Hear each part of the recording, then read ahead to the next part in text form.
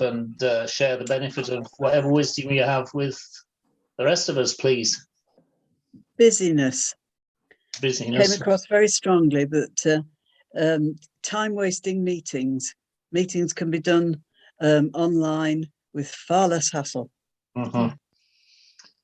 Yes, I've heard that from quite a few people. Yes, empathise with that. Yeah, thank you, Ruth. Yeah. Meeting people socially, cups of tea and chats. What we time together. Right, yes, yeah. Any other thoughts on that one? Talked about losing the kind of the false idea that somehow online ministry isn't ministry, and that finally the kind of shackle around online not being a geographical location, that somehow it's less, that those kind of thoughts that have been lingering for a while, they seem to have been kicked into the grass for most people now. Yes, yeah. Somebody mentioned the travelling between areas for area meetings. Yes. And when they were able to do it online, it saved travelling time as well.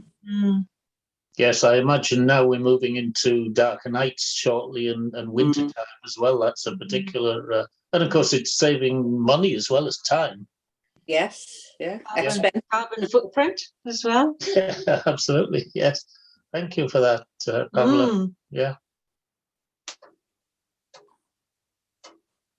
I think that's a biggie, Pamela, not just for us, but also when we think of people going in their work, going to meetings. Several of our family we know who have the responsibility of doing a lot of traveling because of the nature of the work, actually saying that's not happening anymore. And that's between an architect, a medic, and a lawyer. So three very sort of almost old-fashioned professions. Actually saying that. Same. Yeah. So there are going to be other ways we can connect with people too. Yes, yeah. So what we've lost that should be recovered, we should definitely get back. Maybe you need to reinvent them, but things that we want to get back. We've lost our children's work. Right, completely. good one. No junior church, no messy, no toddler group. Right. Right. Desperate for it to come back. Right. So is there a possibility of that coming back, do you think? It's our junior church has decided to start in November. I coordinate Messy, and that has been suggested to start in November too. But whether I'll be able to get the staff 20 months on, a lot of them are becoming firm. I don't know. We'll have to see. Right. Yes, well. Yeah. And would it be the same anyway? Is this one of the things that has to change? I don't know. The big questions. They are. I mean, that one strikes me as possibilities anyway of exploring whether something like Forest Church would work in that with that sort of group, because it would be outdoors for a start, so you've not got all the infection possibilities and so on floating around. Good idea. And there's some resources we saw just in recent weeks that move on from Messy Church and are called Muddy Church. I don't know whether you've heard of that, but no. That's a sort of, now we haven't explored it in any detail, but I think it's a sort of Forest Church for kids kind of thing. So I'm sure if you Google Muddy Church, you'll find whoever it was. So somebody posted on social media that they were doing that anyway. Well, there's certainly plenty of mud around here. Well, there you go. Yes. It just struck me that the outdoors thing might something worth looking at anyway, Yeah. The Forest Church sort of network, they've got Facebook pages and website and things, but they've got quite a lot of resources. They share resources that different people have tried out, and that can be enormously helpful, not just having to think everything up from scratch. Yeah. Thank you very much for that. There's a Muddy Church Facebook page. Well done. We've got a tech whiz amongst us. Thank you. Good for you. Yes. Thanks, Yvonne. Right. Yeah. Yeah. That will be another one that John will Okay. spend hours on now. Thank you for that. Okay. So what are the new things that? Well, Have you There's connected one. with? There's 1,500, nearly 1.2 thousand members on that muddy church. Oh, Right. It's phenomenal how something grows really speedily, isn't it, with social Well, media? yes, that's definitely just a matter of weeks old. Yeah. I think. I don't. It's very recent. Yes, that's good. Yeah. Oh, thank you. Yeah. Thanks. Yeah. So, what have we gained that we'd like to retain or develop in some sort of way? New things that we've discovered. I think you mentioned some of them. Of course, the business of meetings. It's a positive as well as a negative, isn't it? And I think there's a kind of adventurous experimentation that churches have got into, evidenced by, I've been thrilled to see how many ministers have sought to upskill themselves as well as, wider church members and jumping into spaces they've never been in before. And I mean, jumping in, not even hesitantly, just taking a big leap and things. So that spirit of experimentation and adventure, I think, is fantastic. Yes. Yeah. Yeah. We think Equally, sorry, we are a bit short of. We need a couple of geeks in our church because we want to do the on live streaming, and we haven't got the skills to be able to set it all up. So we keep praying for geeks, and we haven't got them yet. Right. I mean, it strikes me that I've heard that you're not the first person who said that, of course. And one of the things that strikes me is that there'll be lots of younger people out there who would know how to do this stuff for a start. But also, is this a missional opportunity to put a note out into the wider community that we would like to do this? Anybody out there who knows enough to be interested to give us advice or come and join us or whatever. And it wouldn't be the first time that I'd come across people coming to faith as a result of getting engaged in doing something practical in a church, So it just strikes me that particularly you're in Ilkeston, I see from your screen. I mean, sort of smallish, self-contained communities are the places where that kind of thing would at least have possibilities, I would think. Yeah, I'll have a go at that. Yeah. It's our local library has sort of, I mean, it's changed during COVID, but it's back up again now, like training sessions, but it's the sixth formers actually come and do part of their school work, and their job is to do one-to-one with seniors. So I got in on that. I'm going as a senior, and they were really, really good at explaining in a way that when I say to John, but you're not explaining it so I can understand it. So I think maybe schools are actually quite keen to partner with things like, especially, you could say something like the church wants to do this. We don't know how to. Are there any and geeky kids will do anything to get out of a maths lesson or whatever. So it might be a possibility. Yeah, I would think so. Yeah. Okay, which one were we at here? Yeah. Yes, sorry, Richard, yes. Yeah, with the fallout with mental health issues through the pandemic, one of the things we'd like to do and looking to do is open up a Renew Wellbeing Centre. Oh, right. A place where it's okay to not be okay, the Ruth Rice initiative. And we're in the process of doing that, which we think it would be a very valuable thing to do in our area anyway. Great. Yeah. Do you want to tell the story, just the Grieve Inn? Oh, yes, story? yes. Well, one of the other things that we're involved with is, some of you know that CMS have a training program in mission leadership for predominantly Anglican pioneer ministers. One of the people I met on that, who's actually a Methodist pioneer in Derby, a person called Joe Bailey, saw a need, an opportunity for people who are grieving, basically, from all sorts of things, loss of babies, loss of parents, loss of jobs, all kinds of stuff. and she started what she calls the Grieve Inn, which was a really good title, I thought. But anyway, what I was going to say was, no sooner had she floated this idea and talked with a few people, and the local council came in and asked, would you like us to partner with you on that? Because we see it as an opportunity. And so she got space provided, which, as I understand it, is in the city centre somewhere.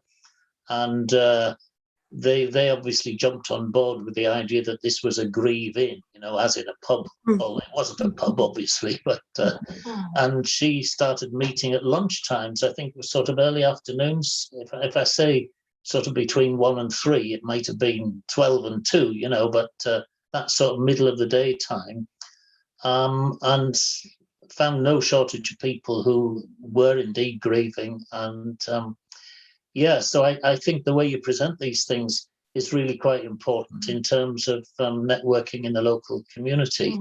I mean, I would never have thought, I could see it was brilliant when she told me, but I wouldn't have thought of it myself, And what I said earlier about people looking for spiritual care, after this thing went viral, which it did, I got a call from the organisers of the whole national network in Scotland, and we had a conversation about how it was going and what to do next.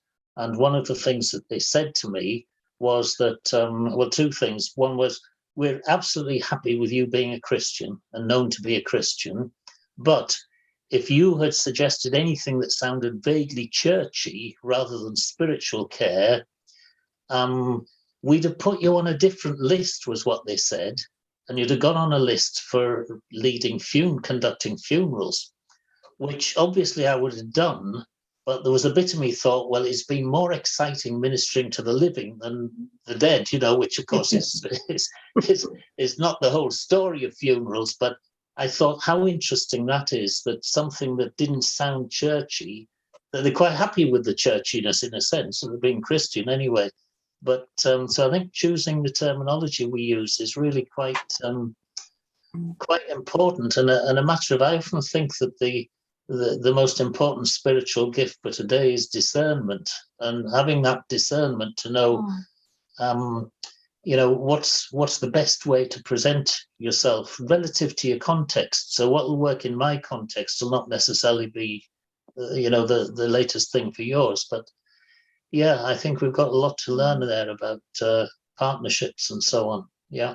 I think Richard and Fran are spot on in terms of timing. I think that window, because the health service is so aware, and the medics. I don't know whether either of you are in on that side of things and seeing it at all. But I think when something's a big talking point in society more widely, bringing the two aspects together is quite a Kairos moment. We were talking about Kairos moments. I think it is. Yes, yes. I'm sure you'll find people to partner with you as well. Yeah. Because I think increasingly, I think we've passed that point where obviously some people are still virulently anti-Christian, but I think we've passed the point where sort of aggressive atheism was a big thing. And Richard Dawkins and the likes are definitely yesterday's news rather than tomorrow's. And we're increasingly talking about some kind of spiritual dimension to life as well. With various meanings, but really people are asking the question, who am I, why am I here, what does it all mean, in different ways. Yeah. Well, let's see, what else did we have here? Well, let's jump to the challenges. I mean, you floated some big visions in different ways here, so what are the challenges of that? One of the things that I noted with great interest, I sort of live on a major road, and people were discovering the joys of shared free time with their families for the first time. Off they were going, on 4 or 5 bicycles off for the day together. Yeah. And I think a lot of people are saying we don't want to lose that. And this is, I think, somebody who's fiercely involved in the Keep Sunday Special campaign. This whole business of shared free time and its essential part in family life and building up family lives. And I think this could be one way in which the church does stand up and be counted, can be now stand up and be counted on the issue, because it is absolutely disgraceful how the older generation has let the whole concept of the importance of shared free time slip through our palsied fingers. And now not only Sunday has gone, but the evening has gone. In which, because hours of work have gone into that time where you can, so many people have no energy to do anything with their evenings. They're just so tired when they get home so I think there is quite an opportunity there for our opportunity to witness at a time when more people than ever could be listening. And to encourage the idea of family-friendly shops that close at 5:30, and that sort of thing. I think too, there's things that the church can actually be partners with in terms of creating spaces that families do things together. That aren't just services. I think that's the kind of default that we've fallen into in many ways.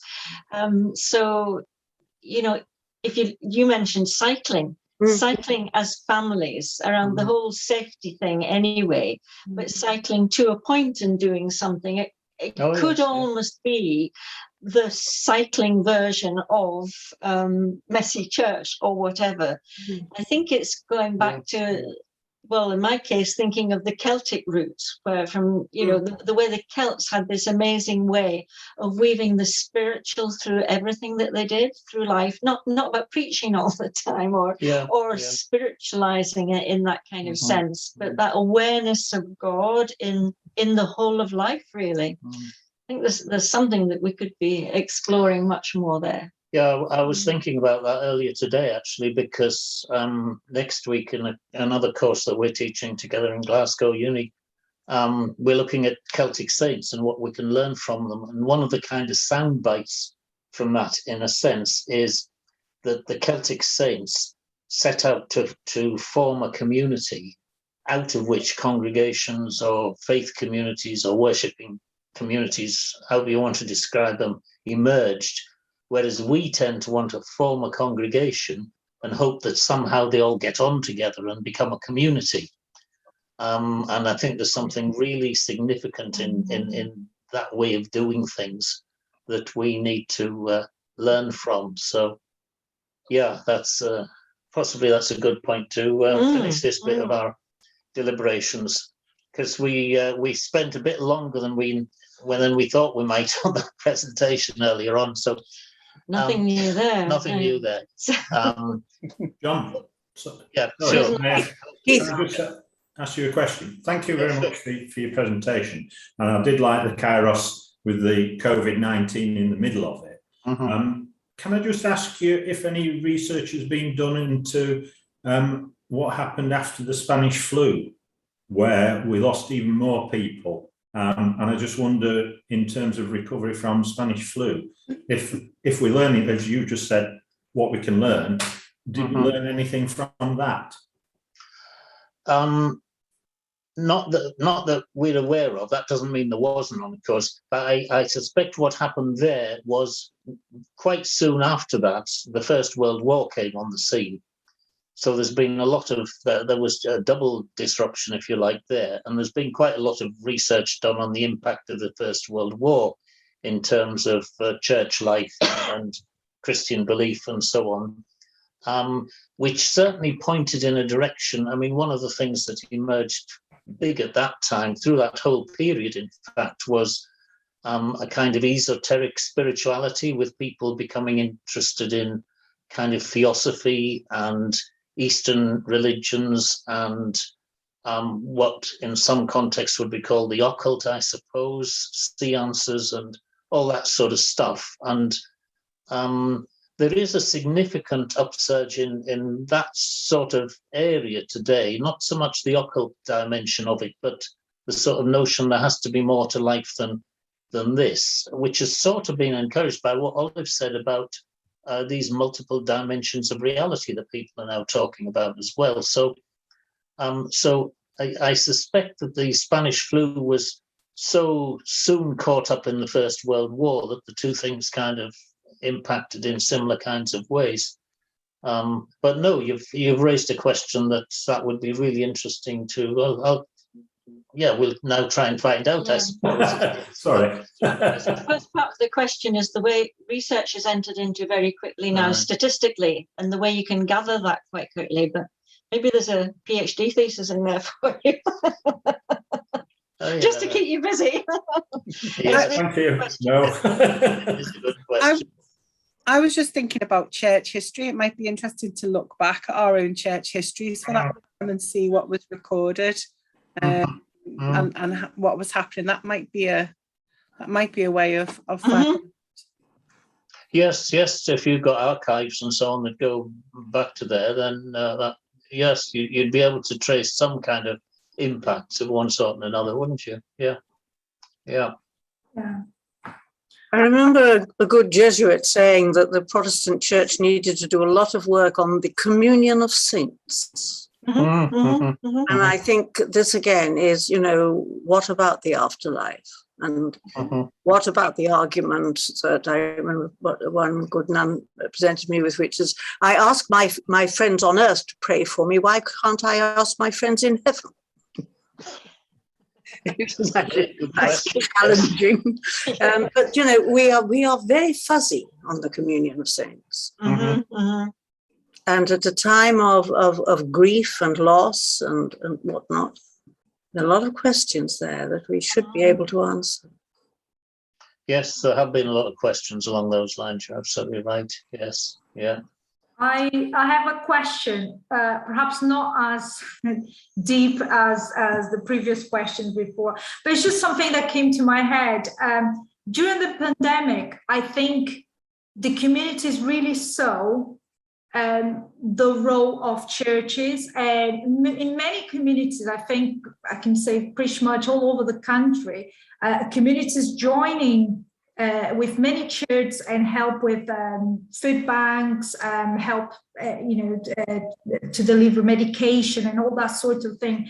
So my question for you, John and Olive, is, do you have any advice on how can we keep this connection? How can we not lose this connection that was made during the pandemic? I mean, I remember even in my church, during the Easter 2020, we were in a lockdown, I think. Yeah, it was the first lockdown. And my husband is a minister. And he was just like, no, I need to tell people about Christ. I really need to. And we just put a speaker outside our garden, and we just sang together a few hymns, and he just invited people to, obviously not to come close, but just to sing the hymns if they wish to in a community. And for our surprise, a lot of people, even people from other religion, other Muslim, other completely different background, they joined in and they were really happy with that. So there was a connection there, but it seems like that when we got back to the building, there was some sort of lost in there. We lost that connection. So do you have any advice on how to perhaps reconnect, re-engage to the community? Somebody actually said to me, and I'm desperately trying to think who it was, but I think they told me it through social media, was that their church had been really involved in, and I think it was probably food banks, but other things within their particular community. And do you know what was said to them? It's been absolutely marvelous the way you've worked with us. Please, are you just going to go back into your churches when it's over? Don't do that, will you? I mean, if ever there was anything prophetic, absolutely. It was almost like, if you were trying to write a story or a parable to get people to get the hang of it. But they actually said this to them. I think this is at the core of it. If we stay, this is not a bashing churches, because I mean, this is who I am and where I am. But if we are unwilling to engage and just think that we have the platform in which we should be telling people how it is, which is why I so warm to Richard and Fran's thing that they see this need and how and where might that happen. And I think the mutual, this thing about not needing to do everything on our own territory. I think our churches and our buildings can be used very, very imaginatively, but not just in the same way like a letting agency where we're letting them out, in order to have, some accountability to come in. Yeah. But how do we engage with the people? I think context is key, obviously. Because I'm thinking, you mentioned food banks. Now, one of the other big things coming up in relation to food is, it's actually shortages of food. Mm-hmm. So people who are growing their own food are at least feeling better about these shortages, however that works out. Now, this wouldn't work in every church, but I know quite a few churches that have ground around them, not graveyards, just ground around, which is grassed over and which is complicated or costs a fortune to keep the grass cut. Community gardens would be a kind of halfway house because it's on the church property, as it were, but it's out there. It's not behind closed doors. And there's a huge interest in relation to environment. Yeah, Fran's going to tell us you've got one, I suppose.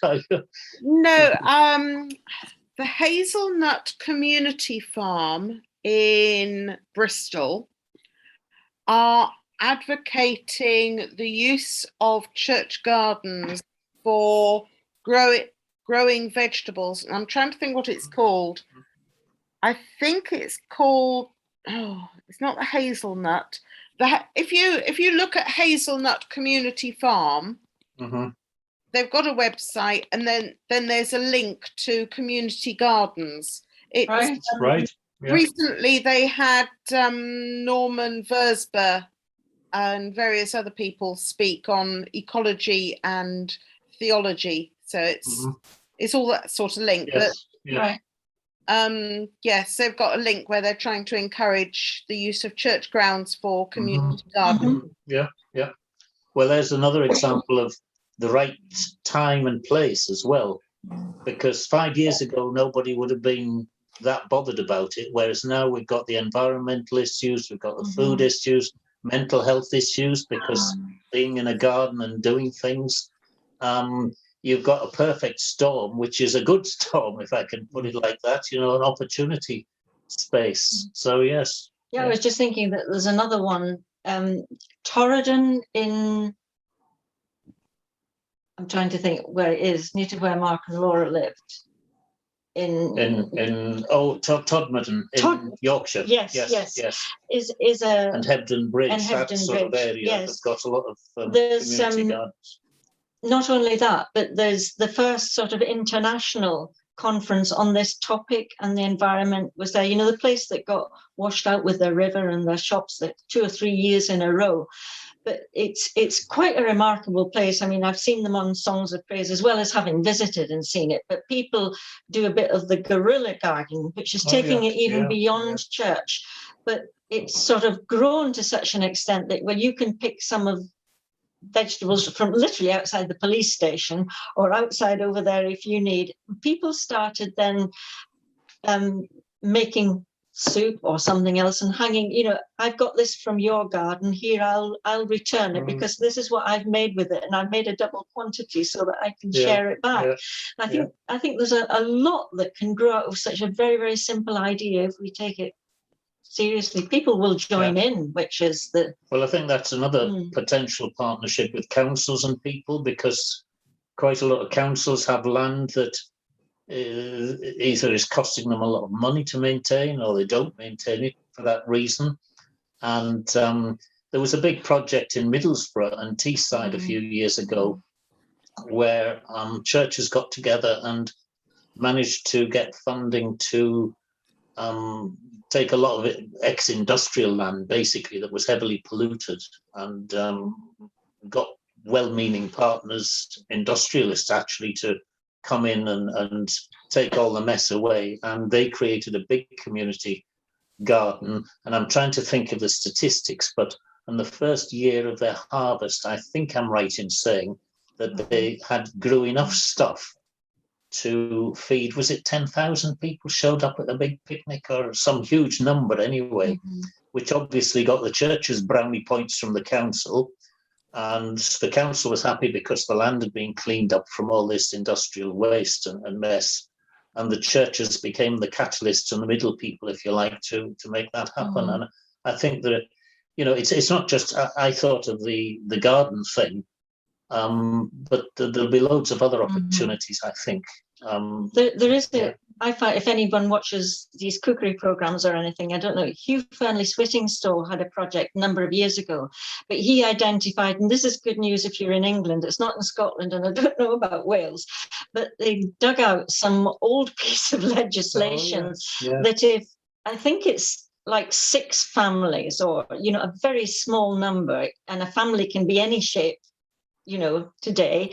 So half a dozen people can say to their local council or whoever's the governing body, we want some land because we want to grow vegetables. They have to comply. Now, typically they give, you know, a piece of land that's not particularly the best. But what Hugh Fernley Whittingstall did a whole series there with a group like this, and they went to like local the people who had the kind of machinery that clears land and said, do you want to be involved in this? So it was just asking. It's often easier to beg on somebody else's behalf rather than your own, or I find that anyway. I can stick up for somebody else and say, these people need this, are you willing to help?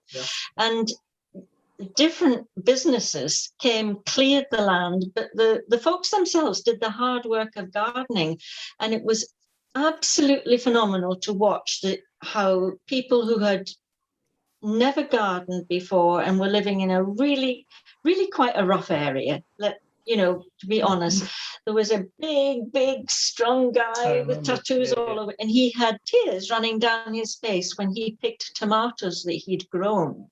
And you think there's something about transformation, connection with nature, and who's behind creation. We often talk about the world being the second Bible, the second piece of understanding and literature of God. So I think I'm passionate about that. You can probably tell. I'm getting excited. I'm looking at the time here. It's nearly gone. I'm thinking it's nearly gone. So why don't you mention these books that you were going to suggest? Yes. And, we thought it's always helpful to know of something that, well, maybe I could latch into that. This book in particular, if I hold it, you hold it up. Yes, it's by Todd, sorry, and it's called Tempered Resilience. This is a book that is exceptionally good for leaders because it's talking about the good thing is he's very vulnerable as he writes himself.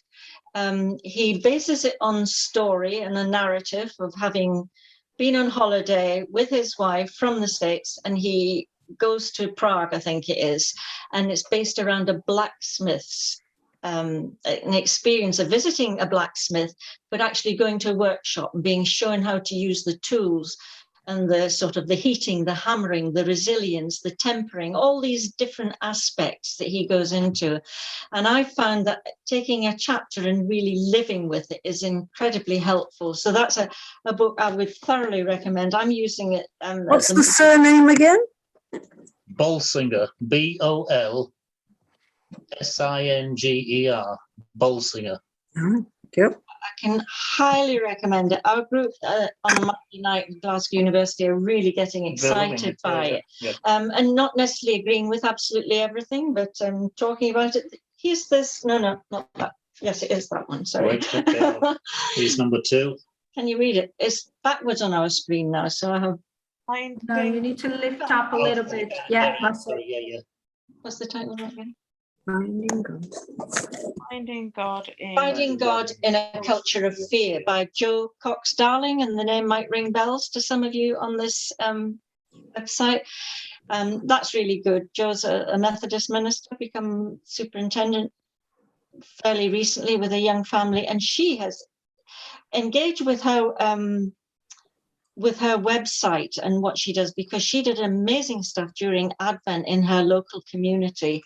Yeah, she all did, based around angels. So there were angels popping up all over the place. So those are two really helpful books. You can see that that's quite a small book by comparison. So it's a quicker read, but very, very accessible. And this one, From Social Media to Social Ministry. This is one that you could give to people in your congregation. Those other two are particularly about leadership and people with responsibilities. This is one that's this particular person, Nona Jones, was asked by, she is a clergy person, but she was asked by Facebook to be their advisor on issues of faith, because she really understands how social media works. And it's a riveting read. She also has lots of podcasts and things that you can check out on YouTube. You'll find her quite an inspiring person. You can learn a lot about how to use the most basic things in social media if you...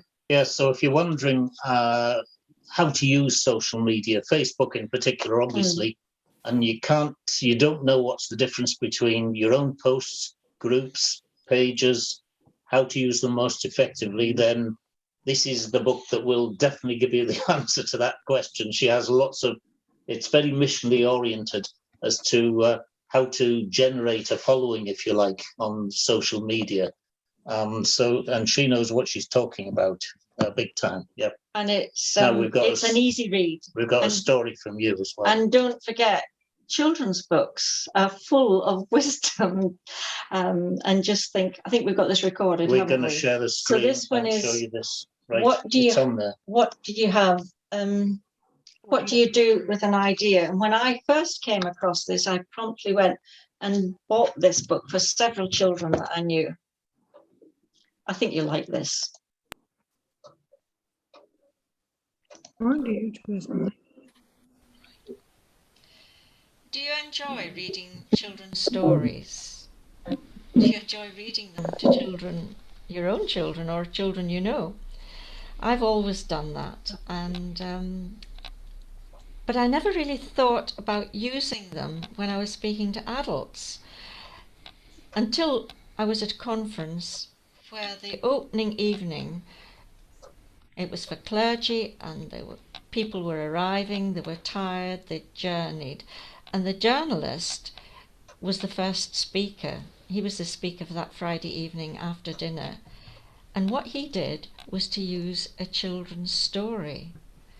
And it had the most profound effect on all the people there. And because they were tired, they were open to a story, and it wasn't a pressured session.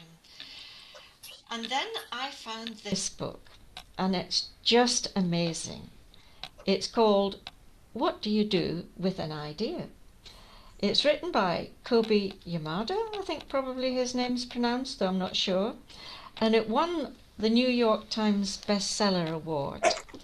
And when I read it, I promptly ordered some for my grandchildren and sent it to them, because this is just such a cool book.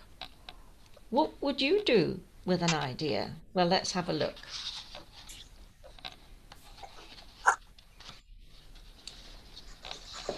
One day, I had an idea. Where did it come from? Why is it here? I wondered. What do you do with an idea? At first, I didn't think much of it. It seemed kind of strange and fragile.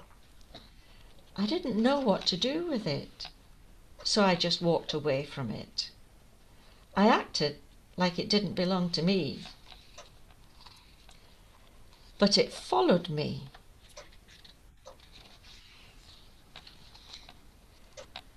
I worried what others would think. What would people say about my idea? I kept it to myself. I hid it away and didn't talk about it. I tried to talk like everything was the same as it was before my idea showed up. But there was something magical about my idea. I had to admit, I felt better and happier when it was around.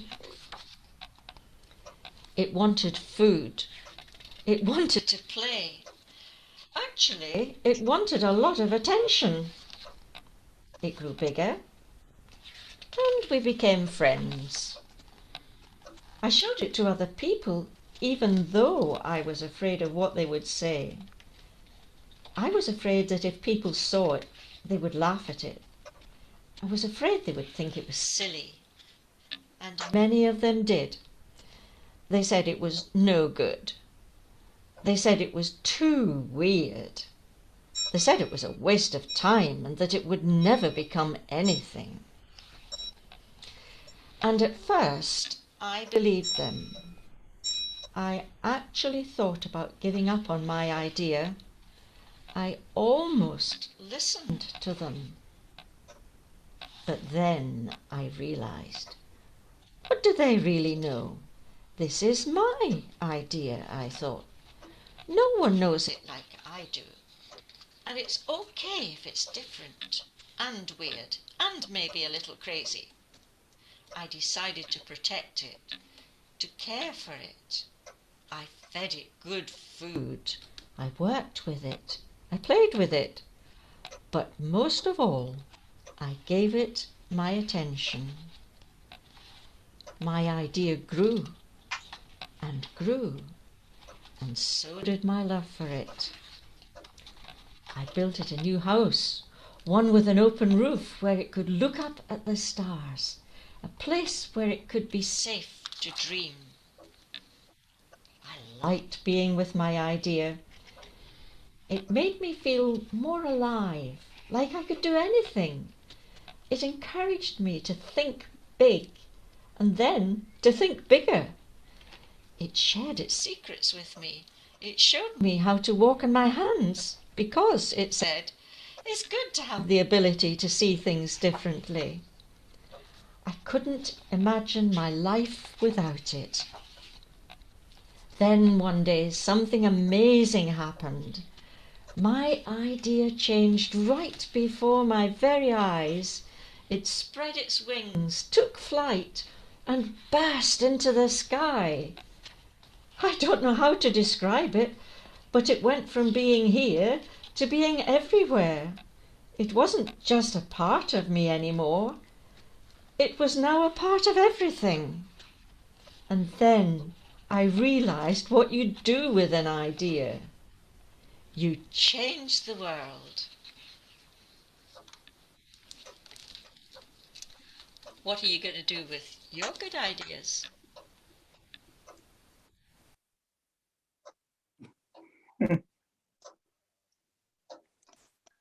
Okay, so I think it is definitely finishing time for us, and I'm trying to think. Well, we're heading back to Lucia, or Yeah. Thank you very much. That was so exciting in a way, cute and different. Wow. So thank you. Thank you for all your contribution tonight. And I really pray that all the information that was given to us tonight will land into a very fertile soil and will produce fruit for the kingdom of God. I really, really pray for that. And just to let you guys know, I've recorded a session, so I will upload this to a website, and it will be. But don't worry about. I'll send you a link with the website with the link where you can find all the material, and also material from previous workshops and sessions that we did about post-pandemic church. So don't worry about that. And also, I very much would like a feedback from tonight's session. So I've got I think you all have my email address. So it would be really nice if you can, even 2 lines, I think is really nice. Yeah. So I guess now is the time to ask Secretary Yvonne Campbell from Congregation Federation to close the session with a prayer. Thank you, Lucia. Thanks for pulling us all together this evening. And thanks, John and Olive. Poppy's been standing by me. She's 8. She's my daughter. She listened to you reading the story, so you've saved me a job there. Let's pray. Let's give this final time to God again. Lord Jesus, I thank you for this evening. I thank you for the wonders of technology that we've been able to share together. And I thank you especially for John and Olive. I thank you for their insight and their knowledge. I thank you for their time of sharing this evening. And I just pray protection over them and their families as they continue to serve you in this way of helping others and lecturing younger and ministers in their journey of fresh expressions and pioneering ministry, Lord. I just thank you for their sharing this evening. And as Lucia said, we pray for all of these ideas that we have heard and that you've started to kind of build in our minds. Lord, we just pray that they will land in fertile soil and that they will grow for your kingdom and where you have called us to serve. Lord Jesus, I really just pray for our creative spirit in us all. I pray that you will just continue to fill us with ideas and give us the courage to be able to share those ideas and pray those ideas through with someone else so that we can change the world.